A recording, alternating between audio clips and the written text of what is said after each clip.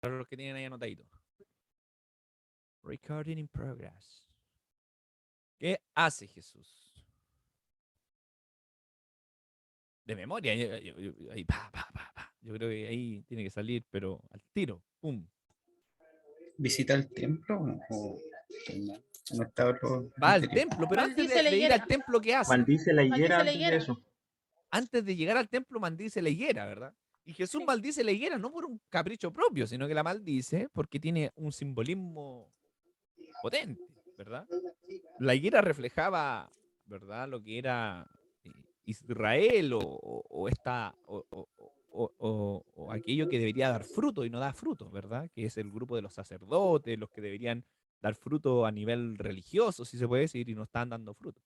Después llega al templo y todos sabemos lo que pasa, lo maldice, y después, ¿verdad? Purifica el templo y le dice cueva de ladrones y déjala embarrar y se va. Entonces Jesús estaba bien provocativo.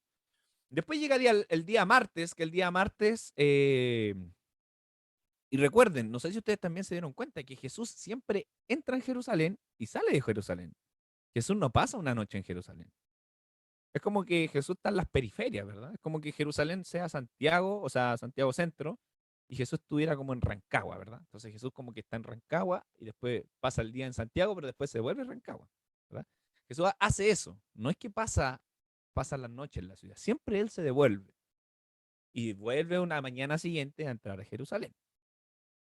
Entonces, ¿qué hace el día martes, amigos? ¿Qué dijimos? Lo hablamos hace 2 semanas atrás. ¿Qué es lo que hizo Jesús el martes? ¿Qué tienen? A ver, si hay un mínimo común que uno puede sacar del día martes, ¿qué es lo que más hizo Jesús el día martes? Hizo Tal vez no. confrontación a las autoridades religiosas. Muy bien, Luquitas. Lo que más hace Jesús el martes es confrontarse con todos y responder preguntas de todo.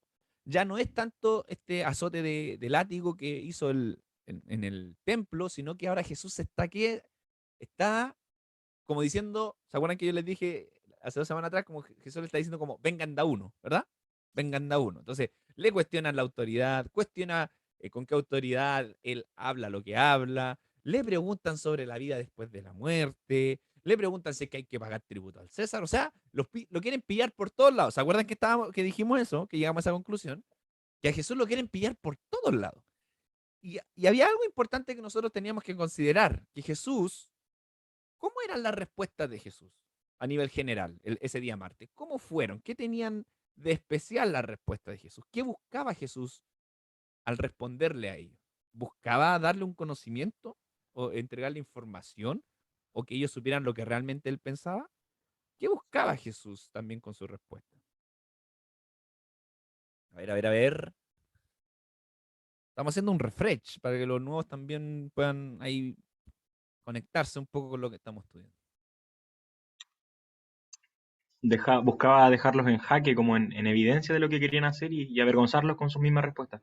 Así es. ¿Por qué? Porque las preguntas de los escribas, los ancianos y los sacerdotes no tenían la intención de saber qué pensaba Jesús, sino cuál era su intención, desacreditarlo, ¿verdad? ¿Se acuerdan o no? ¿Se acuerdan que llegamos a esa conclusión? Que las preguntas de los sacerdotes, de los ancianos y de todo el poder religioso era, yo no le voy a preguntar a Jesús porque hoy lo admiro y quiero saber lo que piensa. Tal vez nosotros hoy día le haríamos a Jesús, pero en ese tiempo ellos no buscaban eso, ellos buscaban desacreditarlo, ¿verdad? Es como en un debate. Bueno, estuvimos hace poco en el tema de debate. ¿Se acuerdan cuando debatía como Kast con Boric? Y había más allá, independiente de las posturas políticas que cada uno tenga, pero ¿se acuerdan que había una sesión donde uno se preguntaba al otro, ¿verdad?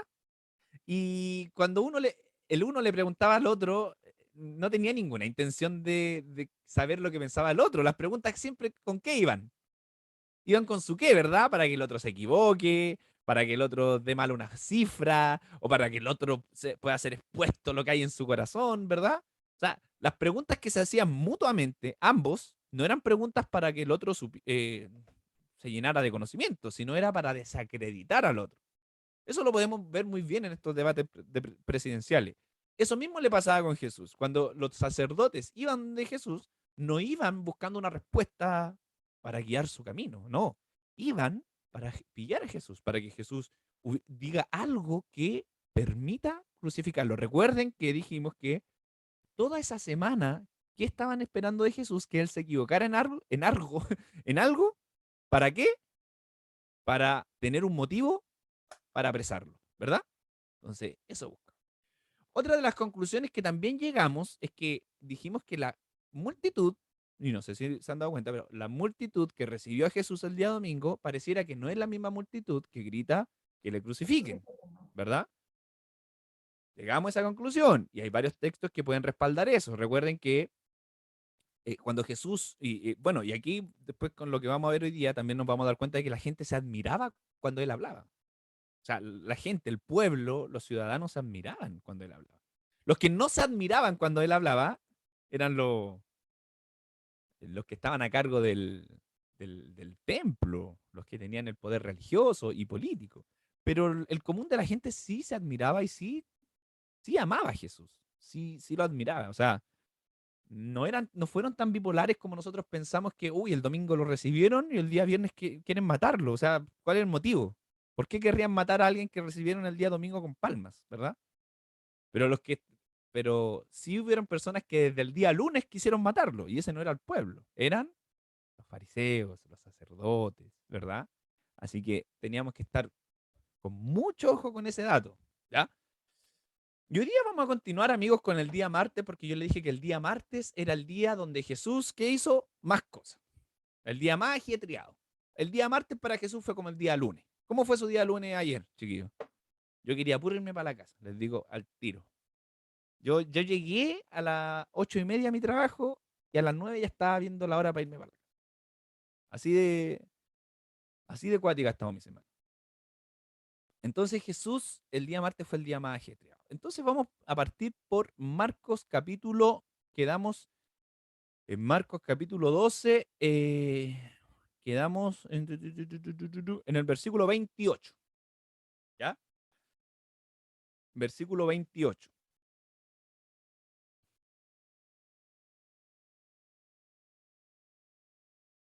Vámonos. Vamos a avanzar en la pasión, como decía un profesor, porque esto es más apasionante que el pololeo. Y es más apasionante que el matrimonio, amigos. Así que avancemos, avancemos, avancemos, avancemos. Mateo 13:28, ¿qué dice en sus Biblias? Como título. O sea, perdón, Mateo, Marcos, disculpen, amigos, estoy todo perdido, porque estábamos... ¿Dije Mateo en un principio? No, es Marcos, Marcos, perdón, porque hemos estado viendo siempre el Evangelio de Marcos. Y de nuevo, en honor a la repetición, porque estamos viendo el Evangelio de Marcos, ¿por qué razón? Mis teólogos y teólogas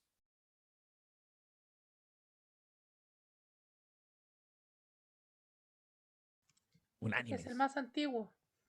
porque el más antiguo fue el primer evangelio escrito y también el que el que narra más detalladamente la última semana de Jesús, solamente por eso, ¿ok? Entonces, versículo Marcos, capítulo 12, versículo 28. Dice así, yo voy a leer. Acercándose uno de los escribas que los había oído disputar, entonces ahora, recuerden que en los capítulos anteriores siempre se acercaba uno a pillarlo, ¿verdad? Querían pillarlo, querían pillarlo, querían pillarlo. Y decía, y sabía que les había respondido bien, le preguntó. O sea, uno de los escribas, uno de los que estos que siempre querían pillar a Jesús, le preguntó. Otra pregunta más el día martes. ¿Cuál es el primer mandamiento de todos? Y Jesús le respondió, el primer mandamiento de todos es. Y ahí Jesús relata la Shema, que se dice, o el gran mandamiento del Deuteronomio. Dice, oye Israel, el Señor nuestro Dios, el Señor uno es. Y amarás al Señor tu Dios con todo tu corazón y con toda tu alma y con toda tu mente y con todas tus fuerzas. Este es el principal mandamiento. El versículo 31 dice, y el segundo es semejante. Amarás a tu prójimo como a ti mismo. No hay otro mandamiento mayor que este. Entonces el escriba le dijo, y aquí está rara la respuesta del escriba, porque los escribas siempre eran hostiles con Jesús, siempre querían desacreditarlo. Pero el escriba, ¿qué dice? Bien, maestro, ¿verdad has dicho? que uno es Dios y no hay otro fuera de él, y amarle con todo el corazón, con todo el entendimiento, con toda el alma y con todas las fuerzas. Y amar al prójimo como a uno mismo es más que todos los holocaustos y sacrificios. Y Jesús, entonces, aquí hay una respuesta muy interesante de Jesús, viendo que había respondido sabiamente, le dijo, no estás lejos del reino de Dios. Y ya ninguno osaba preguntar. Vamos a detenernos acá. Una nueva pregunta para un día lleno de debates. Pero parece que esta pregunta ya no va no va emitida por un tipo que busca como desacreditar a Jesús, porque la respuesta de este tipo es una respuesta buena. Dice, uy, bien, ¿verdad? Lo has dicho bien. Y era una pregunta que para nosotros, hoy en día, amigos, préstenme mucha atención, para nosotros es como muy obvia. Aquí no me voy a tener mucho en estos versículos, pero quiero rescatar algo. Eh, Antiguamente, en la época de Jesús, eh, ellos veían la sociedad y la estructura social de una forma muy diferente a la nuestra. Muy, muy diferente a la nuestra. Hoy día nosotros, el amar al prójimo, amigos, hoy día el amar al prójimo es un mandamiento fundante del cristiano. O sea, podría decir, no podríamos llamarnos cristianos si no practicamos el amor al prójimo, ¿verdad? De hecho, la Biblia dice, ¿verdad? ¿Verdad? Ama a Dios y no ama a su hermano es un mentiroso, ¿verdad? Porque ¿cómo pueden amar a Dios que no lo ven y pueden odiar al hermano que lo ven, ¿verdad? Entonces, el mandamiento del amor al prójimo es una cuestión ya casi cliché para nosotros. Pero, ojo, tenemos que ver estos versículos con los ojos y con el contexto de Jesús en esa época. Y en el contexto de Jesús en esa época, para el judío, amar a Dios lo era todo. Dios era el Señor, el dueño de la tierra y de todo lo que hay sobre ella. El judío no tenía problema con eso. El hebreo no tenía problema con amar a Dios. De hecho, la estructura social judía se centraba en Dios. O sea, para ellos Dios lo era todo y lo abarcaba todo. Pero existe un problema y un pero cuando entra el prójimo a la escena, ¿verdad? Cuando entra el otro a la escena. Ahí es donde esta palabra para ellos no es tan cliché. Para nosotros es súper cliché. Para nosotros es, oh, tengo que amar a mi prójimo. Pero para el judío que escucha a Jesús en esa época, era un mandamiento difícil. No era algo que podían cumplir a cabalidad, porque el prójimo, significaba ¿qué? Un otro que a lo mejor no era judío, un extranjero, un samaritano, ¿verdad? Un romano, alguien que no era parte del pueblo judío, eso también implicaba ser el amar a un prójimo. Entonces, cuando Jesús habla y dice, y amarás a tu prójimo, Jesús de alguna forma está dando por eso Jesús dice, por eso Jesús dice, estos dos son mayores y no hay otro mayor que esto. Para que los que estaban oyendo esto dijeran, oh, ¿verdad? Es difícil seguir entonces la enseñanza de Jesús. Po. Es difícil, es complicado seguir la enseñanza de Jesús. Por eso, amigos, siempre cuando miremos estos textos bíblicos, no nos miremos con los ojos del 2022, ¿ya? Porque estos textos no se escribieron en el 2022. Se escribieron más de 2000 años atrás, donde la cosmovisión, donde la estructura social era muy diferente, donde prácticamente el judío podía matar a otra persona porque Dios lo mandaba, ¿verdad? Pero Jesús viene a cambiar estas cosas, viene a cambiar estas cosas. Porque el judío veía a ese Dios y tenía la cosmovisión del Dios celoso que mandaba a matar a pueblo entero, incluso niños, para la conquista de las tierras. Pero en Jesús parece que la visión de Dios va cambiando un poco, porque Jesús ya no manda eso, porque el Dios de Jesús ya no es vengativo, porque el Dios de Jesús ya no es el Dios de los ejércitos, porque el Dios de Jesús ya no es ese Dios todopoderoso en batalla, ¿verdad? El Jehová Sabaoth, ¿verdad? Dios de los ejércitos, sino que es un Padre bueno y que ama y que hace salir el sol sobre quienes, sobre buenos y malos. ¿Se dan cuenta que Jesús viene a cambiar las cosas o no? ¿Se dan cuenta? La cosmovisión judía era que el Dios todopoderoso iba a venir un día junto con el Mesías prometido a destruir todo el imperio que se le meta por delante y arrasar con ellos.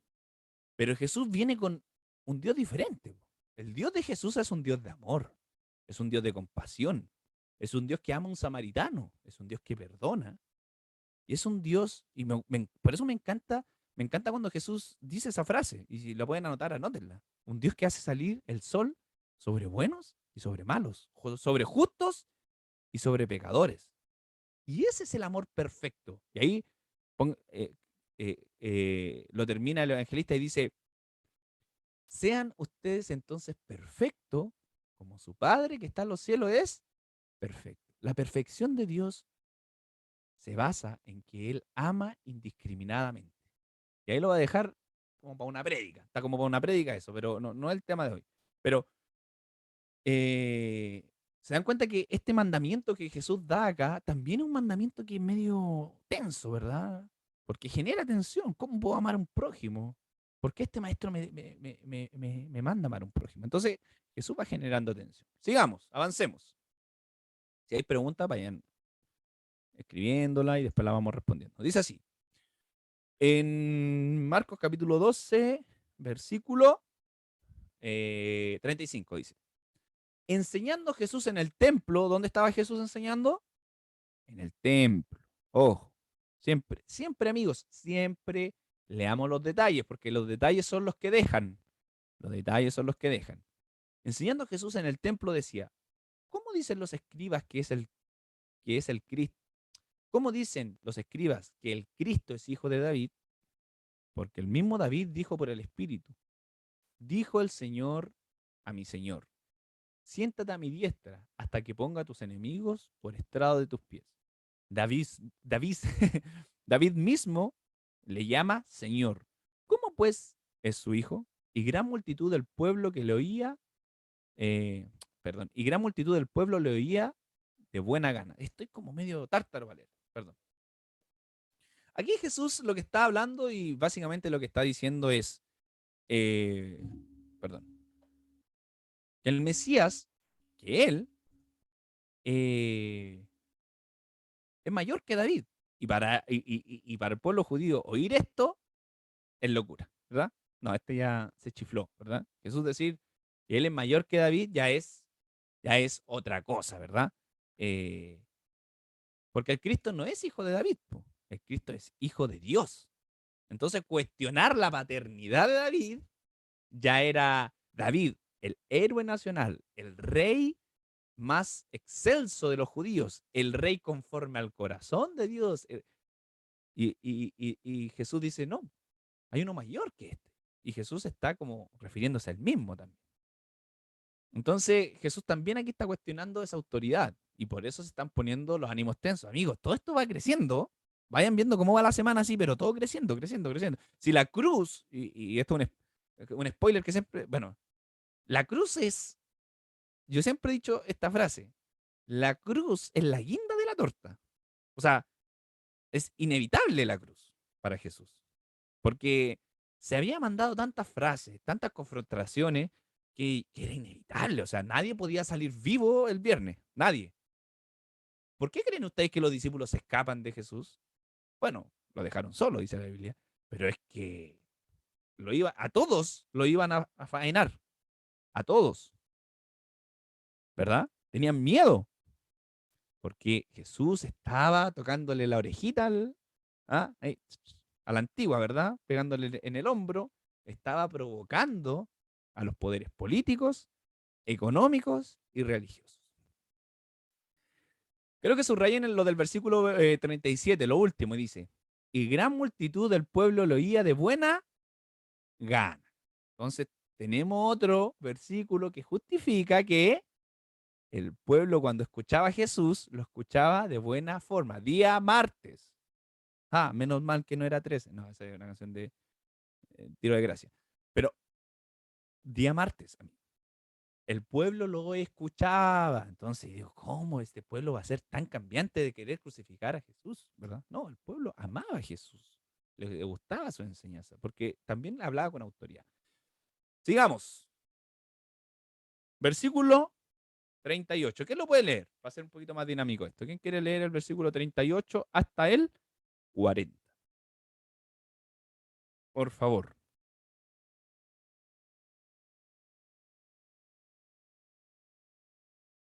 ¿Quién lo puede leer? Hay una voz potente de mujer o de hombre. Lucas Varela. Así como Yo lo por leo. dedocracia. Ya, dale. ¿Quién dijo? Yo. Dan. Anne. Dale, Anne. Como parte de su enseñanza, Jesús decía, tengan cuidado de los maestros de la ley. Les gusta pasearse con ropas ostentosas y que los saluden en las plazas, ocupar los primeros asientos en las sinagogas y los lugares de honor en los banquetes. Se apoderan de los bienes de las viudas y a la vez hacen largas plegarias para impresionar a los demás. Estos recibirán peor castigo.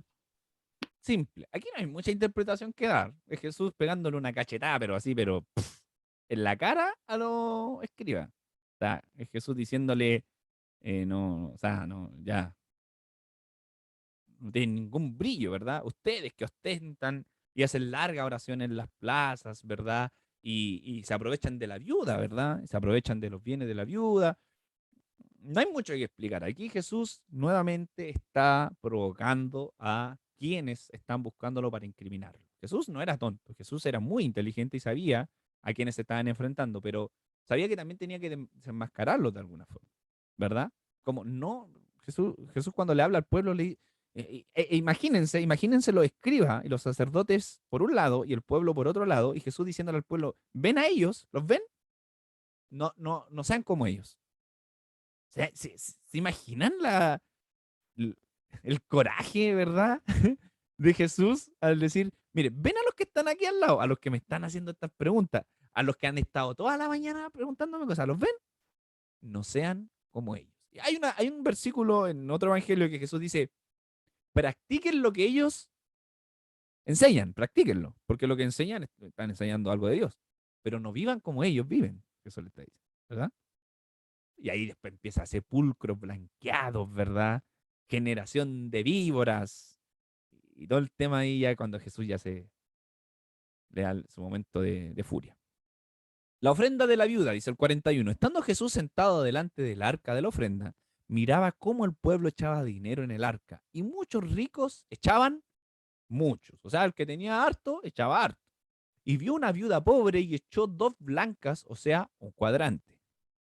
Entonces llamando a sus discípulos les dijo, de cierto les digo que esta viuda pobre echó más que todos los que han echado en el arca, porque todos los que han echado, todos los, todos han echado de los que les sobra, pero esta, su pobreza, echó todo lo que tenía, todo su sustento. También aquí Jesús habla muy claro y Jesús aquí ya no está, por eso, como le dije, y si quieren lo anotan, Jesús en su última semana, sus discursos son contra el poder político, religioso y económico. Económico también, porque Jesús también le hace una fuerte crítica a los ricos, ¿verdad? Que se enriquecen a costa de los más pobres. Jesús en los versículos anteriores está diciendo a los fariseos, le está diciendo a ustedes que se aprovechan de las viudas, ¿verdad? Que lo que no tienen se lo quitan, ¿verdad?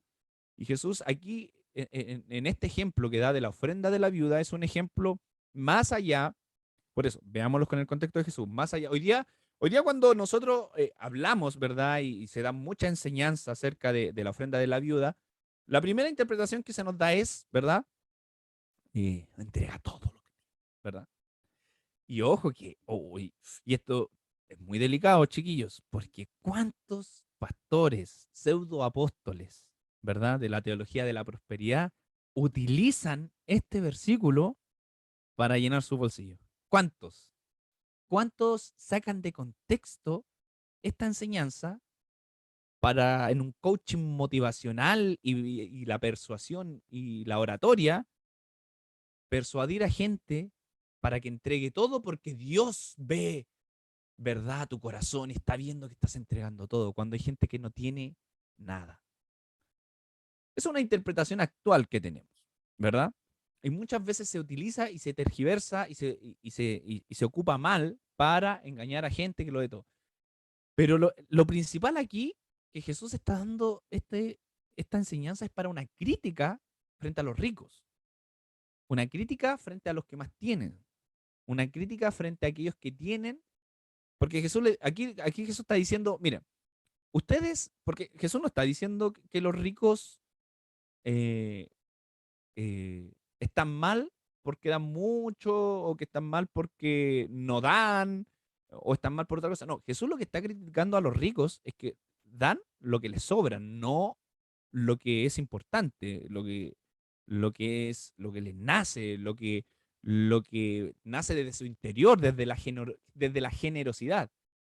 Es una crítica para la opulencia, ¿verdad? Ustedes dan porque les sobra, no dan porque le toman importancia a la ofrenda, ¿ya? Entonces también interpretémoslo y tomémoslo de ese lado. No es solamente la pobre viuda que da todo y por eso todos tenemos que entregar todo. Sí, si Dios te pone en tu corazón y Dios quiere y tú sientes que tienes que dar todo y quedar sin nada, perfecto, te mueves a eso. Pero la crítica de acá de Jesús es hacia la clase rica que entrega lo que le sobra. Que no hay una motivación, no nace desde el amor, no nace desde un corazón generoso. ¿Ok? Entonces, nuevo, bofetada. Hace un par de versículos atrás, cachetada en la cara al grupo religioso, ¿verdad? Ustedes hacen largas oraciones, se ponen en las plazas, cachetada. Esto lo hago para divertirme, ¿no? Una tiraera. Luego, más adelante, ustedes, los ricos, que dan lo que les sobran, cachetada a los ricos, ¿verdad? Hace poco, versículo atrás, el mismo día, ¿a quién le había mandado un cachetazo? Al César, ¿verdad?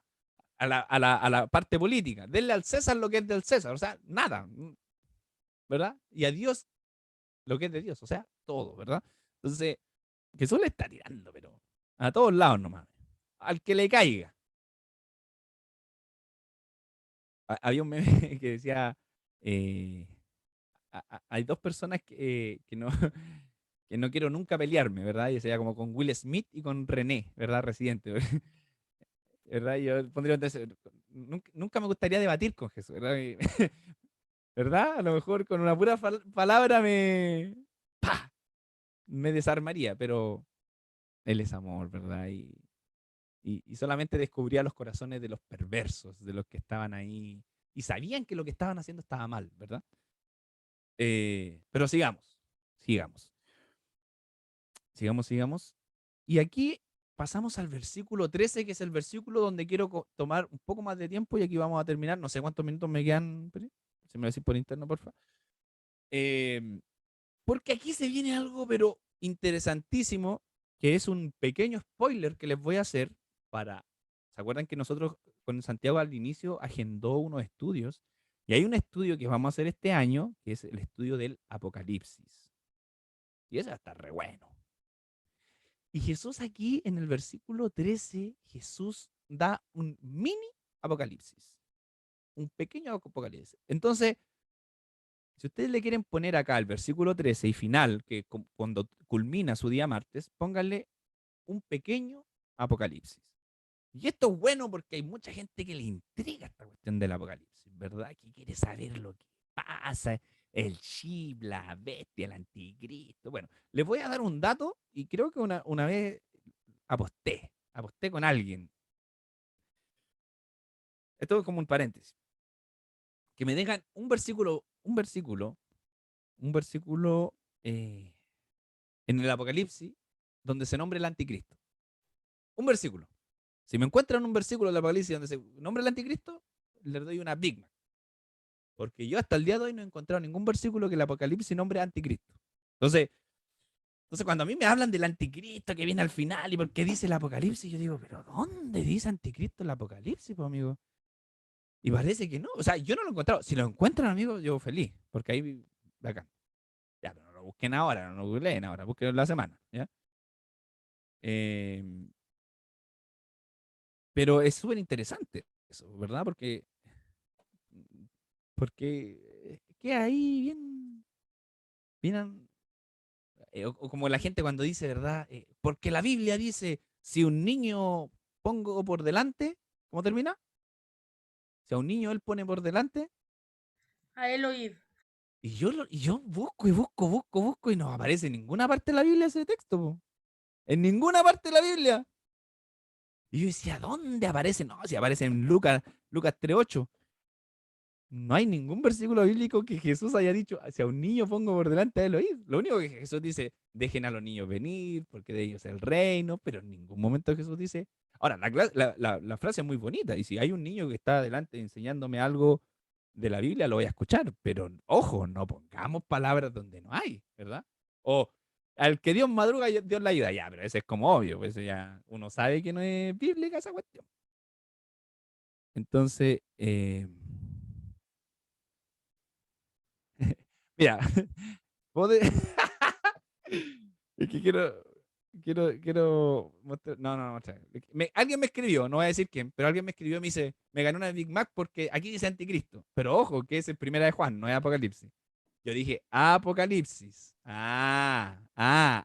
delataste, ya. Es Apocalipsis, amigo. Porque la única palabra donde dice anticristo es primera de Juan, no es Apocalipsis. Ya, sigamos. El rey David cantaba las mañanitas. Y podríamos hacer un día frases que no están en la Biblia, ¿verdad? Y que hemos creído por muchos años. O sea, por muchos años hemos creído que el anticristo aparece en el Apocalipsis y no aparece, pues, amigo. Aparece la bestia, aparece la gran ramera, pero el anticristo no aparece. Ya.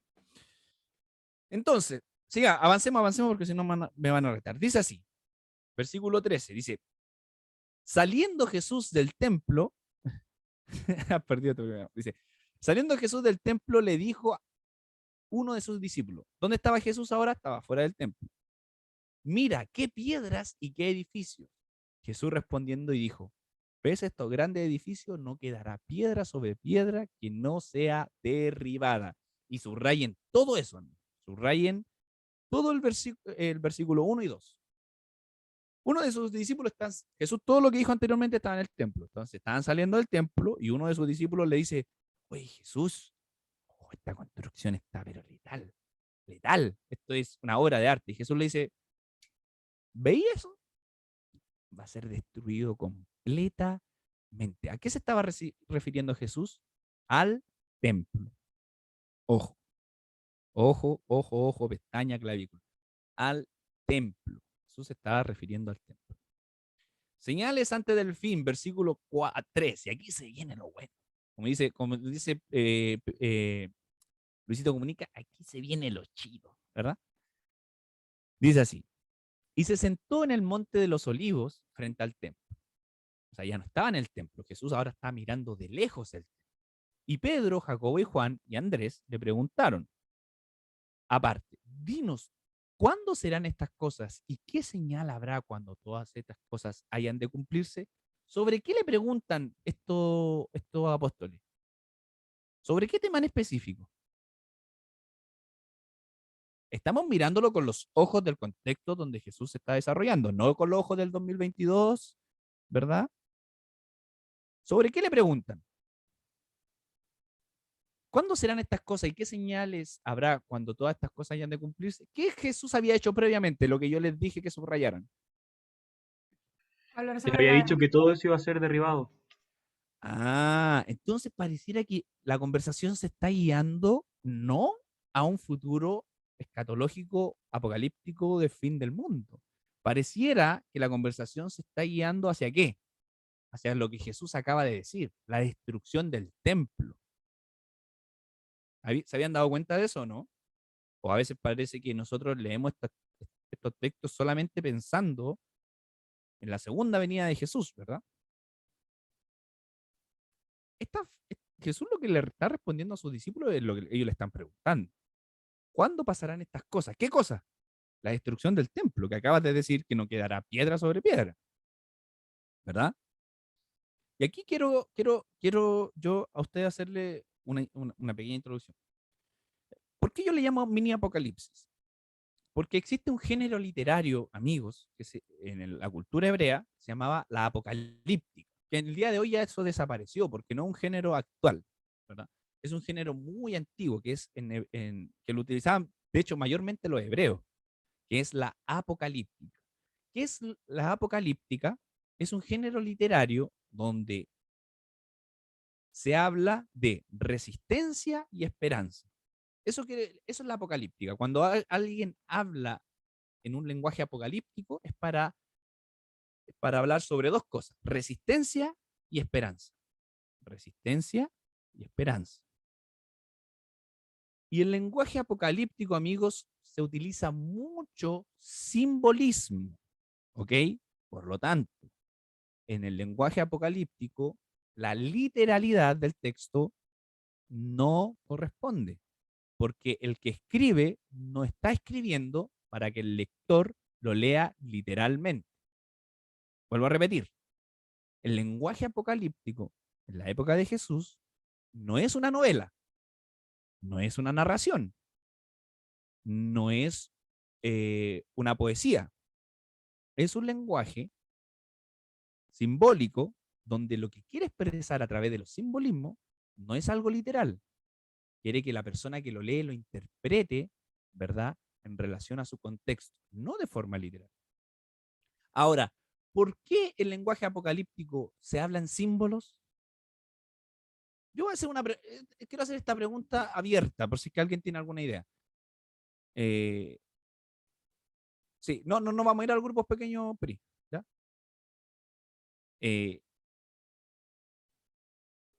Estoy a punto de terminar, sí. Me quedan 5 minutos. ¿Por qué el lenguaje apocalíptico utiliza símbolos? ¿A quién se le ocurre algo? Porque se va autoactualizando. Ya, está actualizando. ¿Por qué yo para escribir algo que quiero que alguien lo lea utilizo símbolos o casi como un lenguaje encriptado, si se puede decir? ¿Por qué? Para pasar desapercibido de mis enemigos. Parece que por ahí va la cosa. Muy bien, Colette. Me encantó lo que dijiste.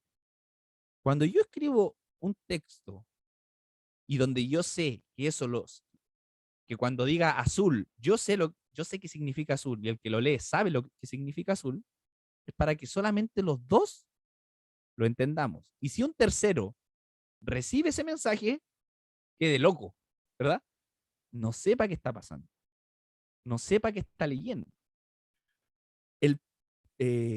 Para que no todos entiendan. Muy bien, Pablo, para que no todos puedan entender. ¿Por qué no todos pueden entender? Porque el cristianismo en esa época estaba siendo perseguido.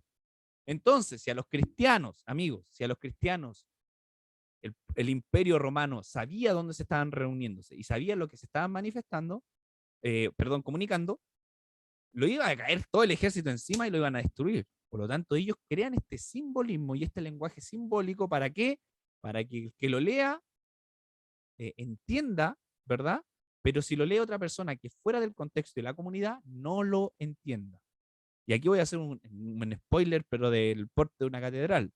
El símbolo 666 no es literal, es un lenguaje y es un número que se utilizaba para denominar a una persona en la época del Apocalipsis.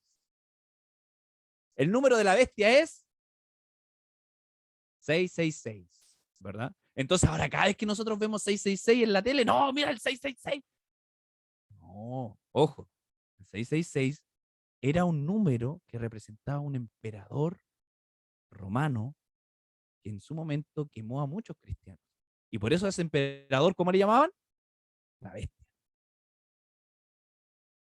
El número de la bestia, el número de ese hombre, que no vamos a decir el nombre, porque si llegan a saber nuestros enemigos que nosotros pusimos el nombre ahí, nos van a matar. Por eso le vamos a poner un número a ese emperador. Y le vamos a poner el número de sus iniciales, 666. Domiciano. Ahí se los dejo. ¿Ya? Pero, ¿está interesante o no? ¿Está interesante? ¿Lo habían visto? Está brígido. No se rasguen las vestiduras ni me digan hereje. Todo léanlo. Léanlo, léanlo, léanlo, léanlo, léanlo, léanlo, léanlo, léanlo. ¿Ya? Recuerden, el mensaje apocalíptico, amigos, es todo menos para meter miedo. Es para resistir y tener una esperanza. Por eso Apocalipsis, versículo 2 dice, bienaventurado, o sea, alégrense el que lee esta profecía. O sea, si el Apocalipsis inicia diciéndome, alégrate cuando lea esto, ¿por qué todos nos entristecemos? ¿Por qué todos tenemos miedo cuando leamos Apocalipsis? Es como súper paradójico, ¿no? Si el mismo autor en el capítulo 2 me dice, alégrate, cuando leas esto, alégrate. ¿Y por qué todos ahora nos asustamos? Porque estamos leyendo el Apocalipsis con ojos del 2022 que no entendemos nada, ¿verdad? Y todo lo creemos literal. ¿Ya? Se viene buena eso, ya. Vamos a ver la pura primera parte, porque si no, no alcanza. Y para dejarlos metidos y que ustedes puedan leer todo el versículo después. Dice así. Y se sentó en el monte de los Olivos frente al templo, y Pedro, Jacobo y Juan y Andrés le preguntaron aparte, dinos, ¿cuándo serán estas cosas? ¿Y qué señal habrá de que estas cosas hayan de cumplirse? Jesús respondiendo comenzó a decir, miren que nadie les engañe, porque vendrán muchos en mi nombre diciendo yo soy el Cristo y engañarán a muchos. Mas cuando oigas de guerra y de rumores de guerra, no os turbéis, porque es necesario que esto suceda así. Pero aún no es el fin, porque se levantarán nación contra nación, reino contra reino, y habrá terremotos en muchos lugares, habrá hambres y alborotos, principios de dolores. Son ¿a qué se está refiriendo Jesús? ¿A qué se está refiriendo Jesús cuando dice que habrán terremotos, habrán peste, habrá hambre, se levantará nación contra nación? Se está refiriendo al año 2022 o 2050, ¿verdad? No, Jesús se está No. refiriendo al contexto que está viviendo él. Y esto, anótenlo, en el año 70 después de Cristo se destruye el templo. O sea, Jesús muere, datémoslo en el año obviamente 33, ¿verdad? 30 años después de la muerte de Jesús se destruye el templo y Jerusalén es destruida completamente. Jesús se está refiriendo y su profecía es hacia la destrucción del templo. Cuando Jesús muere 30 años después, el pueblo judío es exterminado casi a niveles de la guerra, ¿verdad?, del imperio nazi, que destruyó a millones de judíos. Han sido las dos veces en la historia donde los judíos han sido aniquilados, en el año 70 después de Cristo y en la época de Hitler. Entonces Jesús está hablando en un contexto cercano, está diciendo, muchos van a decir que soy yo, pero no soy yo. Y ustedes van a oír de guerras, porque el pueblo judío estaba en una época de guerra.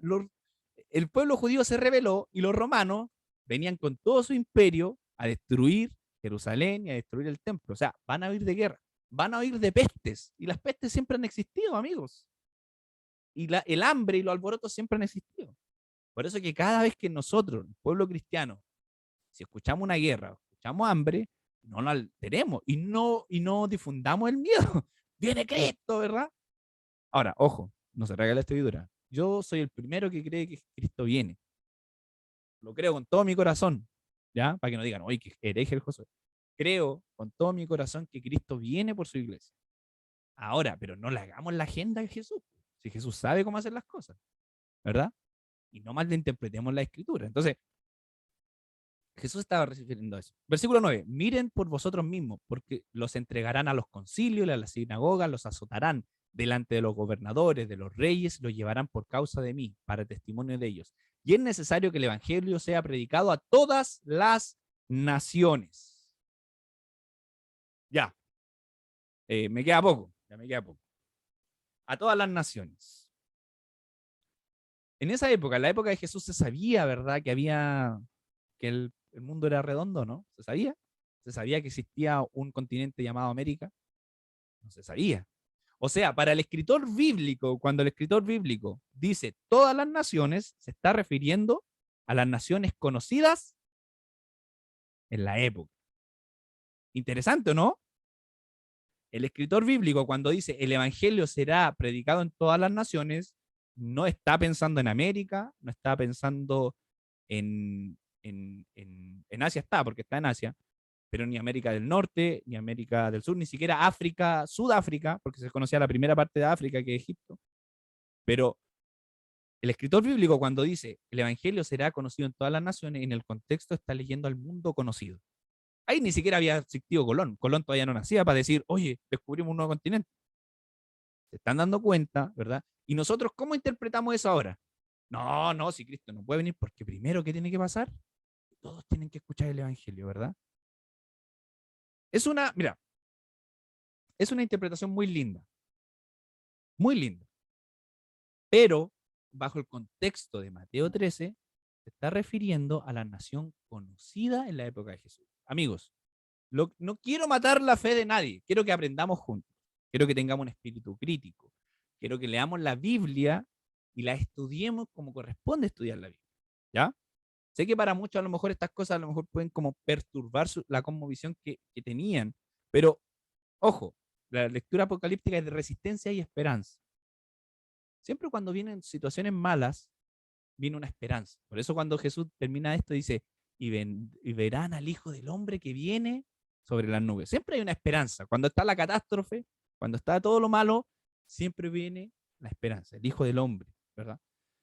Lo vamos a dejar hasta acá, lo vamos a dejar ahí tenso, no voy a seguir porque veo algunas caras que tienen un poquito de sueño, eh, como Goku. Solamente quiero redondear la idea, amigos, y decirles que en la semana hagan el ejercicio de buscar, no se calienten tanto la cabeza, pero busquen qué es el género literario de la apocalíptica, ¿ya? Porque cuando Jesús habla aquí de las señales del fin, no está hablando necesariamente de nuestro tiempo o de su segunda venida, porque hay otros textos que hablan de eso, ¿ya? Este texto precisamente no, ¿ya? Hay un versículo aquí que, que habla, que Jesús dice que todas estas cosas, que no pasará esta generación sin que acontezcan todas estas cosas, ¿verdad? ¿Quién me puede ayudar a encontrarlo? Porque está acá, lo tengo por acá. Eh, dice así,